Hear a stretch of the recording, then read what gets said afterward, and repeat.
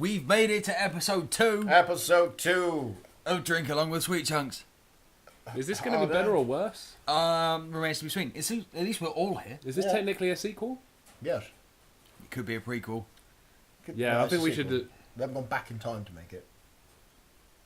Not with that attitude. No, definitely not. I mean, we could try. Oh, good. I mean, we've tried to invent time travel before. Yeah, we tried to put it in an effects pedal. Didn't work.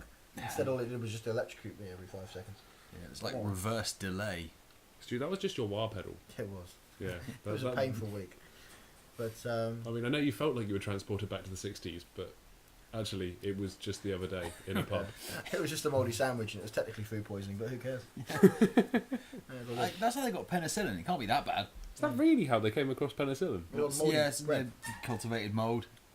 It wasn't stew, and it wasn't with a mouldy sandwich, but I think there was a bit more to it than that, but I don't really know. I actually conducted a similar experiment in one of my student houses.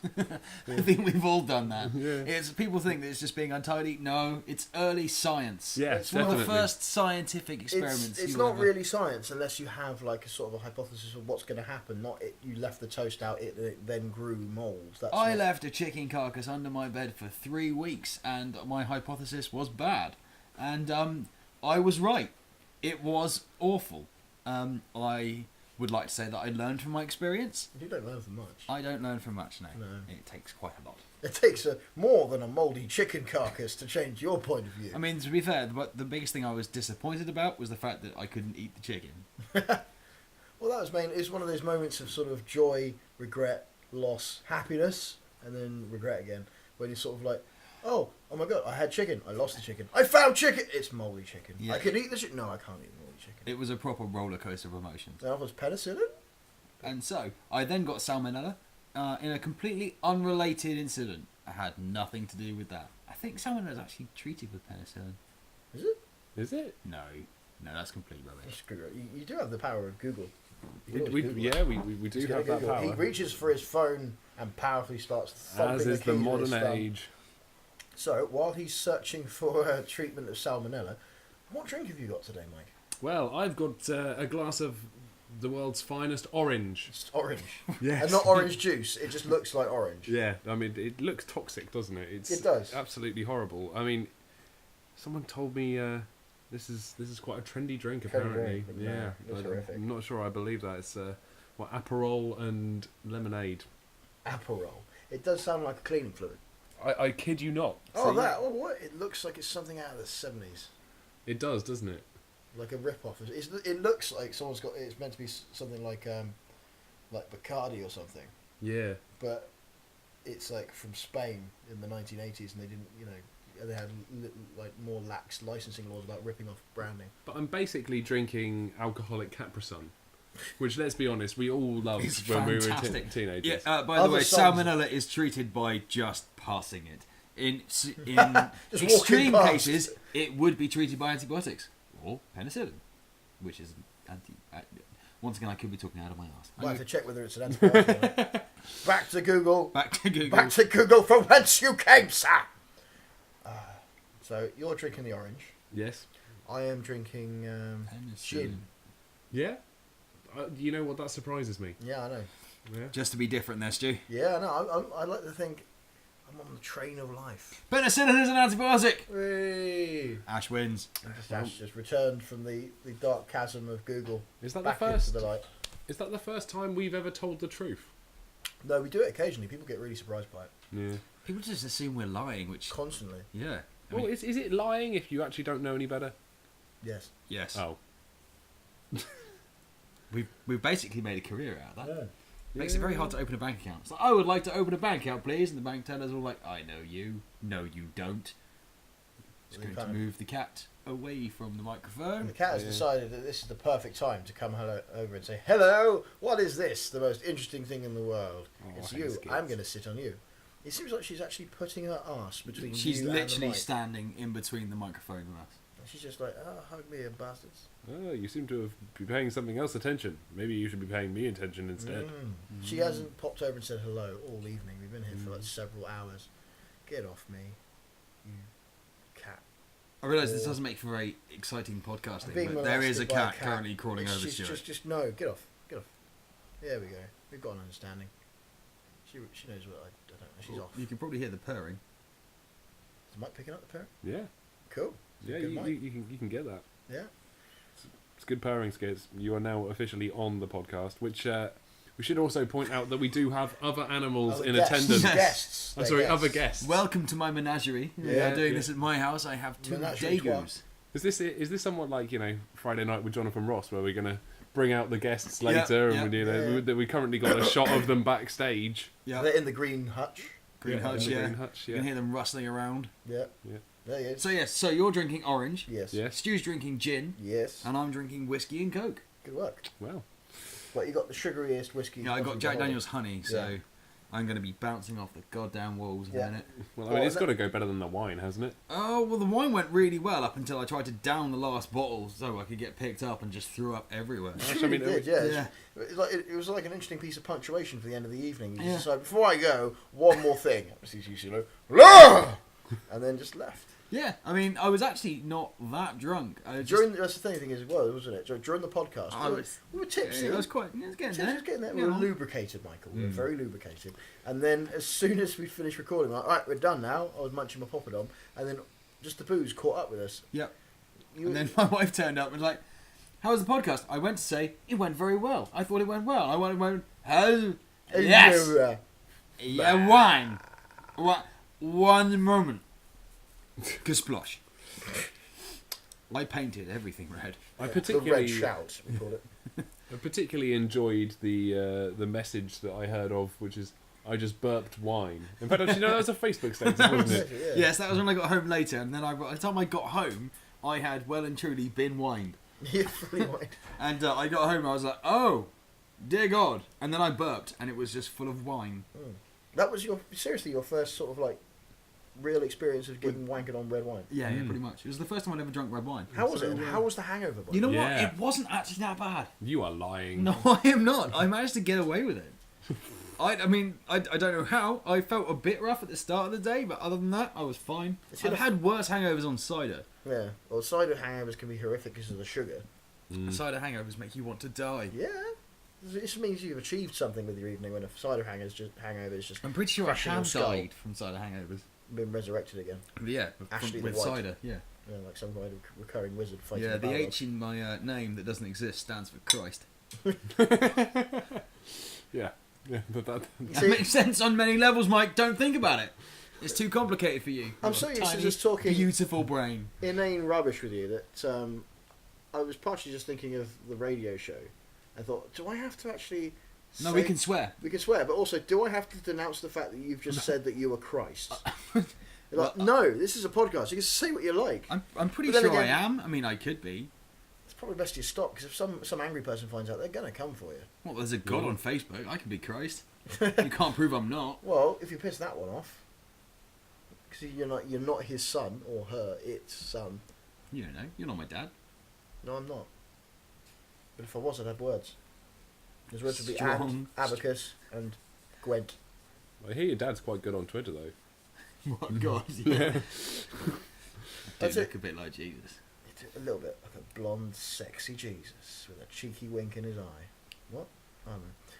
Did I tell you that I was convinced once that my dad was Jesus? But really, just static shocked me. Ow.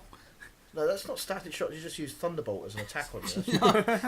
It's not fucking Pikachu. Yeah, it is. Look at it. It's pretty similar. Furious. Pikachu's not. Well, Pikachu's yellow, not. Get the dye. We can work it out. Come on. Oh my God! Let's dye the cat. Yeah. Still got time. There's plenty of time. We can still dye the cat before Kaz gets back. If this never happens again, or you never hear from us again, it's because we tried that, and my succeeded. cat is, in fact, the angriest thing in the world, or at least currently, it's quite nice. But she has a streak a mile wide. Furious streak. Oh, yeah. My theory about my dad being God, no, Jesus. The first one is my dad's birthday is Christmas Day. He's from Lancashire. Doesn't matter where he comes from. No matter where he's been. Yeah, exactly. Thought I'd do the sign of the cross there for a second. That works really well. But the other thing that makes me think, the two strong, I say strong, bits of evidence, I say evidence, drunken things I mentioned in the pub before. The other thing is there's that Christmas carol that says "Hark Herald, the angels sang." So someone says it's herald, as in like "Here comes God," but I think that doesn't make sense because everyone knows where God is; He's everywhere. So it's Hark Harold, and my grandfather's name is Harold. So it's like Hark Harold, the angels sang, and then my dad's born on Christmas Day. Therefore, grandfather is God, my dad is Jesus. So you misheard a Christmas carol and presumed that your dad was God. No, it makes Jesus. about as much sense as the rest of the stuff. Yeah. It's fair. Did he want he's a pretty really terrible, bad yeah. hangover for 3 days? He did. He did actually once. I remember one day coming down home. What? I was in my home. I was coming downstairs from waking up. You know, charging. You're just being mauled by your cat. It's really disconcerting. Just sat on my drink. The cat's like, no, I'm being a part of this. I'm not going to contribute. If anything sounds a bit weird, it's because she's rubbing up against the microphone every now and just then. static shocking you every now Yeah. and then. Yep. I actually heard the crack Thunderbolt, last go. time. But yeah, so I came downstairs and I heard this strange roaring noise. What the fuck is this? And I go downstairs and my mum's just like cooking breakfast. Well, cooking sort of like bits and bobs in the kitchen. And I'm sort of like making myself some cereal, and I hear it again, this roaring noise. And I'm like, what's that? And my mum like, oh, it's your dad. Why is Dad roaring? So he went out. He got quite rather drunk last night. And so my dad nowadays just doesn't really drink that much. So it's like, wow, we haven't got drunk. What happened? So well, his company did a restructuring thing. So technically, they all had to make life easier. They fired everyone technically, and then rehired them, but in the same positions because the company had been bought out. So it made a lot of sense. They all had the same perks. They didn't lose anything. They didn't lose any holiday. Nothing went. It was easier to transfer it from one to the other. So what they decided to do was get smashed as if they'd all just been fired. And then at midnight, when they all got technically rehired again, one of them ran into the room and went, "Guys, we've all got jobs now. It's a miracle!" And then just drink everything they could possibly find in celebration. So basically, my dad drank basically was laid off, drank to compensate, and then got a new job just afterwards, like a Disney movie, and then got absolutely wankered. And then when I came down at 10 o'clock in the morning, he had just come in and was basically yelling vomit into the downstairs toilet, because he wasn't just being sick, he was literally just going, oh, no, no!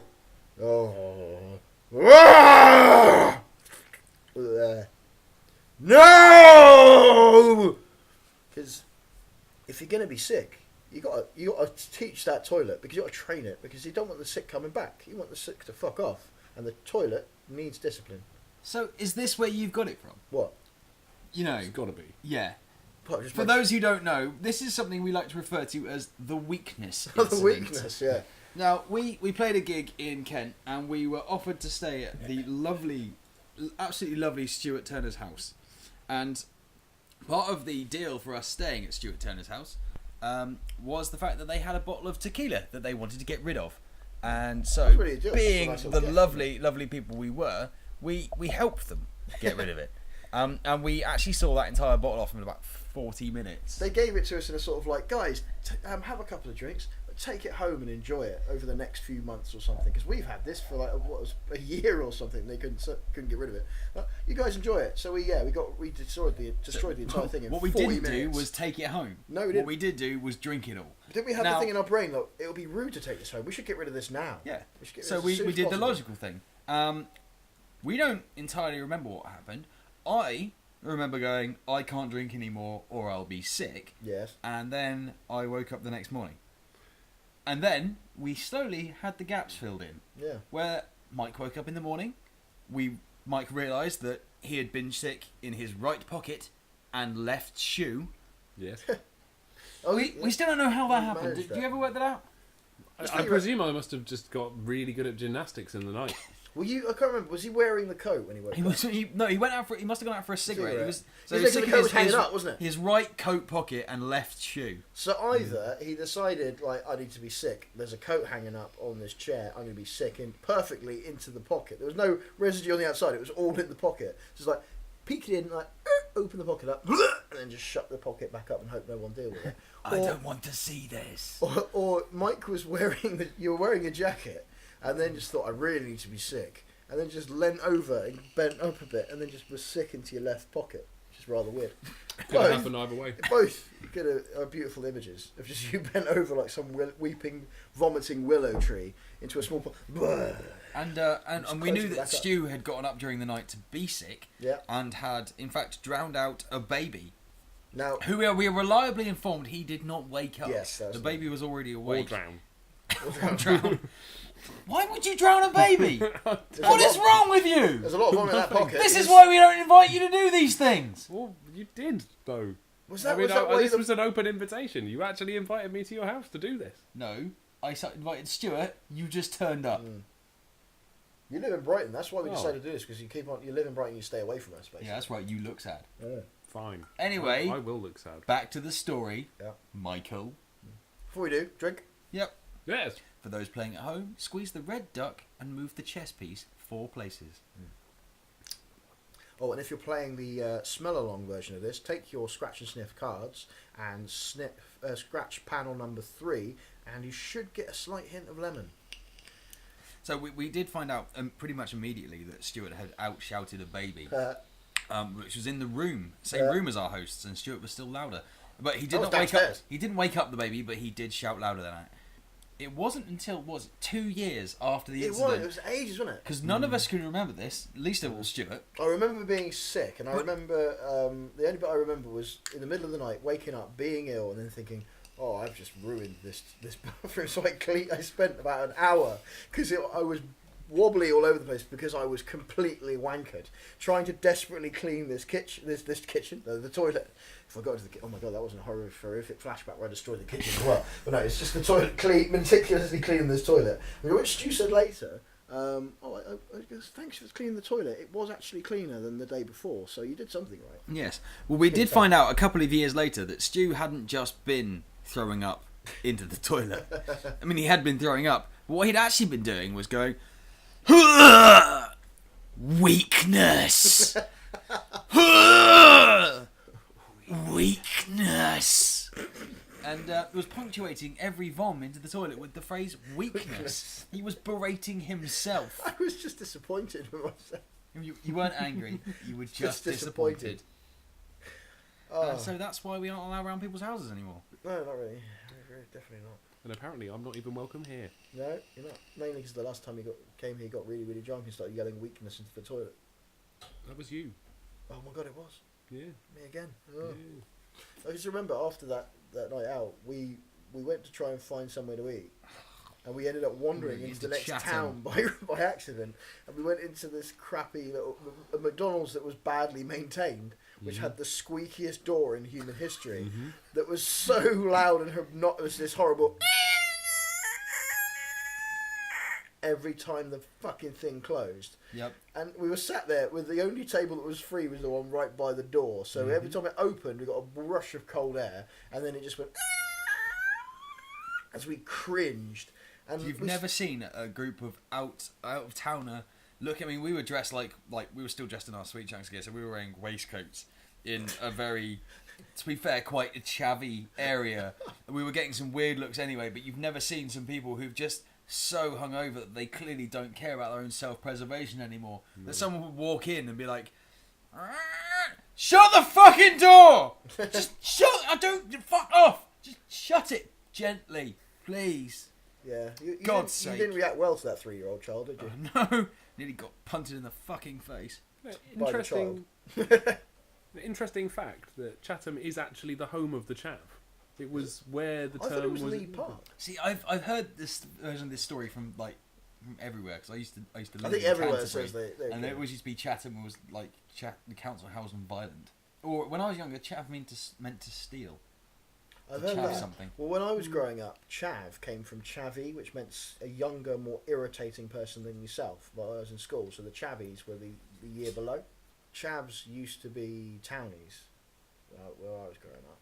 When I was a lad, we didn't have chavs. We just had townies, and we were happy. But then townie stuck with people that dressed like chavs but weren't massive dicks or detriments to society or humanity. Because we had townies, which was funny, because we all lived in Romsey. Yeah. Yet we had townies. Apparently. But would make us townies as well, because we lived in a town. But you mean townie like we were townies? Gribblies. Yeah. What the fuck is that? That's something from Harry Potter. You just made that up. No. You never heard the phrase gribbly? Right. Remember when I confused you with strange words from Portsmouth like squinny and dinlow? They are not words. Yeah. Dinlow's Sick. Australian, isn't it? Well, it's Docker and all that sort of stuff as well. But it's like even just like 20 miles down the road, it's a completely different set of words. So I have no idea what a gribbly is. What the fuck is a gribbly? Gribbly was another word for grunger. Is it? Yeah. Because we always used to. I remember the eponymous moment in our teenage years was when we once got shouted at by someone shouted gribbly at us as an insult. Yeah. Which we'd already reclaimed the word. We didn't really mind. It's what we referred to ourselves as. Yeah. But it was happened from a moving car whilst pumping drum and bass. So it literally went. Fuck gribbly!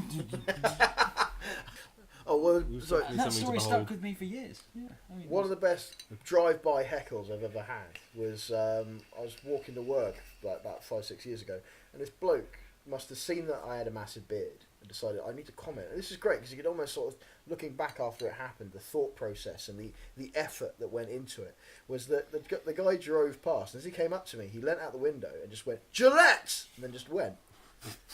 So clearly he thought, I need to criticise the beard, but I need to fit that into one word. Is he because just this referred to you as the best a man can get? Apparently. But it was I think you're in there. Yeah, I know, it's great. Oh, I did have I was once nearly pulled by a bunch of chavs in Portsmouth, which is quite weird. I wandered down the road, had my old bush hat. This is when I was in my bush hat days. Yep.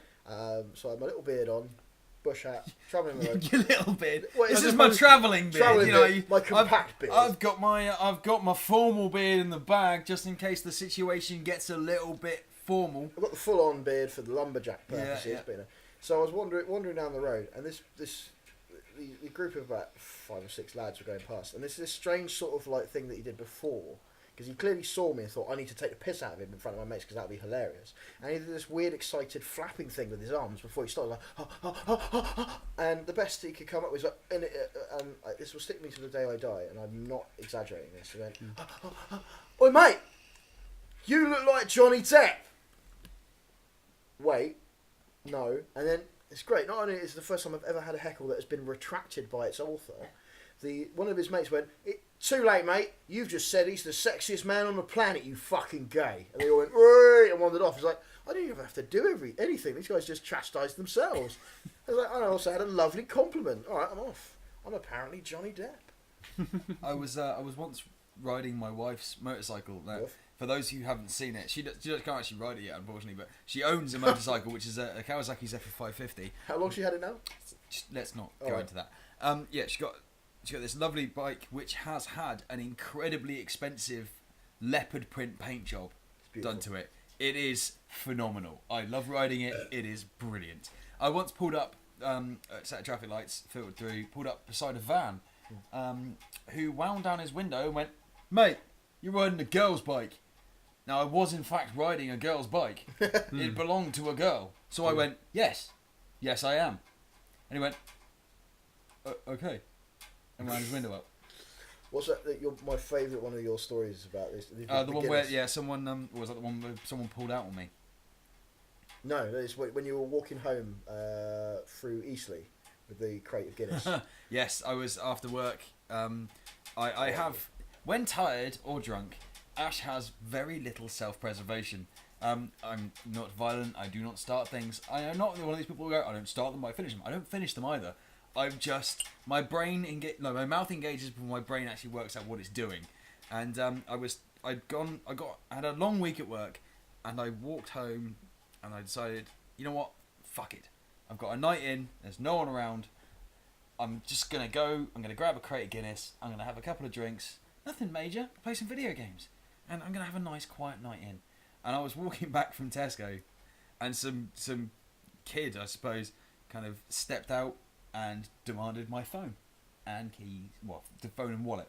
And at which point, without even really thinking, I went, what's going to happen here is if you try and get my wallet and phone, I'm going to hit you with this crate of Guinness that was quite clearly in my hands. I'm going to hit you with this crate of Guinness. And then what's going to happen is you're going to have a sore face, and I'm going to have fizzy Guinness, and no one is going to be happy. And he went, what? Or I could just go home and you can leave me the fuck alone. And he went, oh, okay. And then I walked off. And then walked round the corner and went, fuck! What?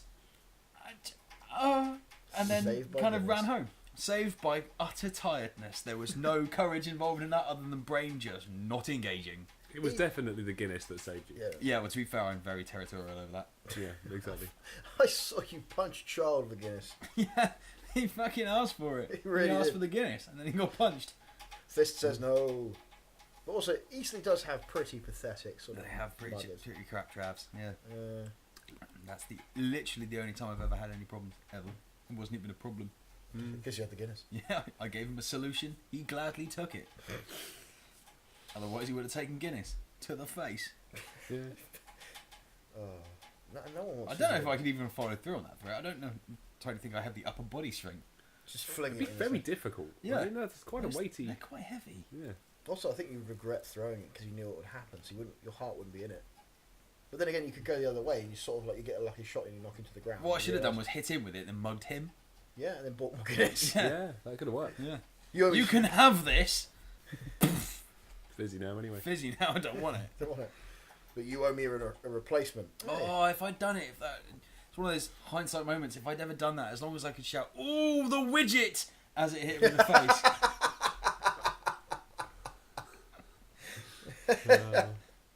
That would be my crowning achievement.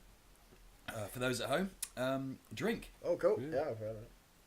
You'd kind of hope in that situation that the fabled Guinness pelican would drop, sort of pop out. From My the back goodness, my Guinness. from- Exactly. I mean, that's got to be worthy of Over an the advert. right? shattered remains of the mugger. Guinness is good for you.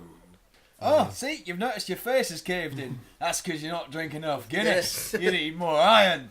I just got this image then of the Guinness pelican just going just over the shattered remains of your assailant. If you bludgeon them to death with the Come here, Guinness, we go. Fatality. it's just sort of go, my goodness, my Guinness. I didn't know it's Ash. You just go home, sort yourself out. I will deal with this. Thanks, Guinness pelican. No, thank you, loyal Guinness drinker. I once killed a man in the back alley in Swansea. I had nothing. I didn't know what to do. And then the Guinness pelican came and he cleaned up my mess. Thank you, Guinness pelican. If you are in trouble and you know how to contact him and you drink an acceptable amount of Guinness, Maybe you can contact the Guinness pelican.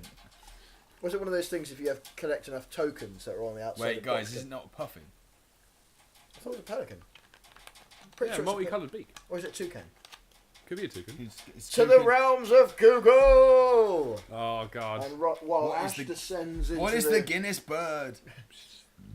It's a toucan. It's a toucan. Ah. Ah. Two can play at that game. Oh.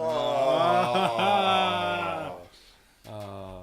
I made myself That's what we've sad. descended into. Meaningless puns. They're not meaningless. There's no substance in this band anymore. It's just puns. See, They're the not funny thing is, in very the last punny. podcast, you were just raving about how our lives are built around puns, and you love puns. So it's pretty flip-floppy there. A lot's changed in a week. It really has, fucking hell. I mean, Stuart, come if you on. haven't noticed, we, as a band, as a collective, Yes. we lie a lot. We really do. None of this is real. What? No, it's all true. We're sat in a park in Slough. Yeah, we're not in Eastleigh at all. We've just drunk a lot, so we think we're nice and warm in Eastleigh. We're not even recording this. We're talking into a bin. This is not gin. This is paint stripper. Nom nom nom. This is not orange. Okay. This is actually some sort of radioactive substance that I got out of a nuclear power plant.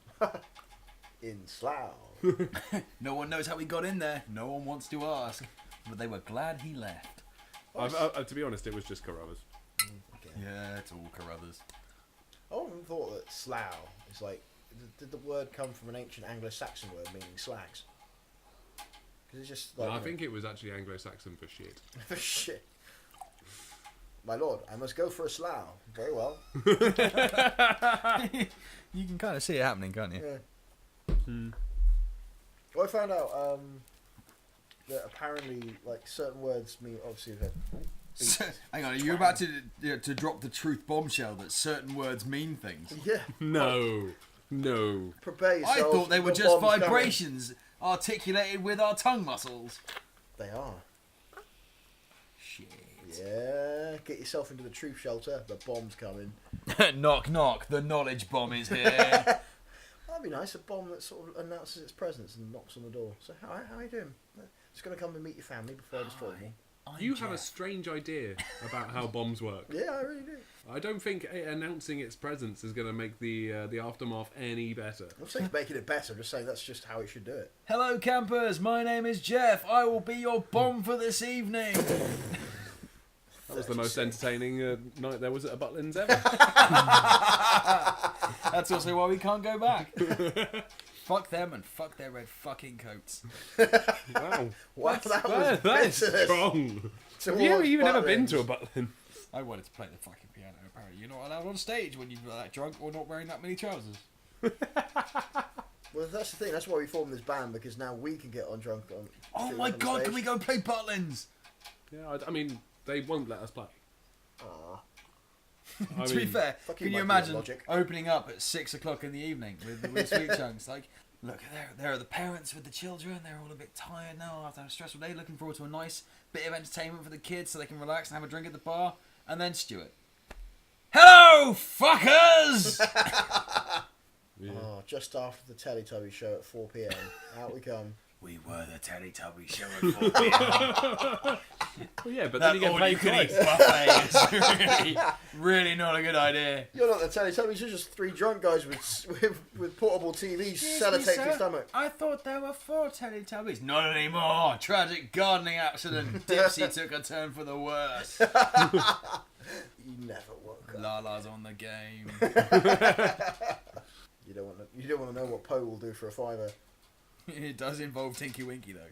I wonder what those guys are up to now. Crack. Oh, probably. Well, Fame went hasn't Lala just come out with a film recently? She did, yeah. Yeah. That's what I've heard. Anyway. Yeah, they're breaking out into serious theatre. Yeah. I've heard really good reviews, actually. It's supposed to be up for a number of Oscars. Hot contender. I did hear that Tinky Winky's releasing, another line of fashionable bags. So he's gone into full-on design work, which is cool. I mean, that's just...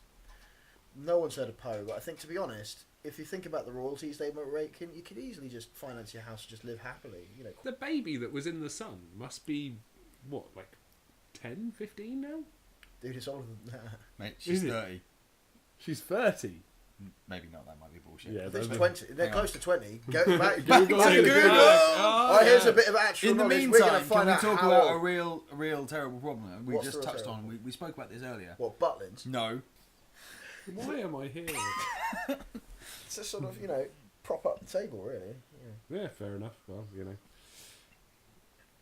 Well, someone's got to sit between me and Ash so we don't fight each other. Like those Japanese fighting fish. To be honest, I envisage it more like a loving. It is. It's like a sexy love. Yeah, it's less fighting, isn't it? More lube. Powerful cuddling. What? Sorry, I zoned out slightly whilst I was reading up on the Teletubbies Baby in the Sun. So how old is the baby in the sun? 22. That's an old baby. Yeah. Is it a boy or girl? It's a girl. All right. Yeah. There you go.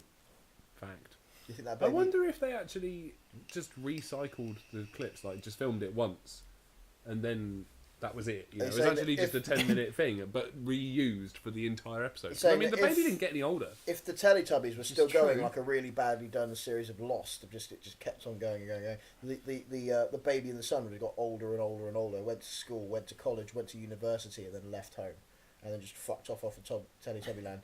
And then night became day, and day became night, and all the Teletubbies died. There was no Tubby Toast. It's the Great Tubby Toast Famine of '86. Only half the Teletubbies survived. Tubby custard? No Tubby custard. Only death. It was actually reported that England had ships full of Tubby Toast, but they were just being sent back to England to feed the gentry. Rosie and Jim. Rosie and Jim had all of. They were operating some kind of Tubby Toast racket. And they kept all of the Tubby Toast. Well, after the Tubby Toast started to go, and then their stocks of Tubby Tusted just depleted, they started eating all the rabbits. And eventually, they ripped Nunu apart to see if there was any living organic material within.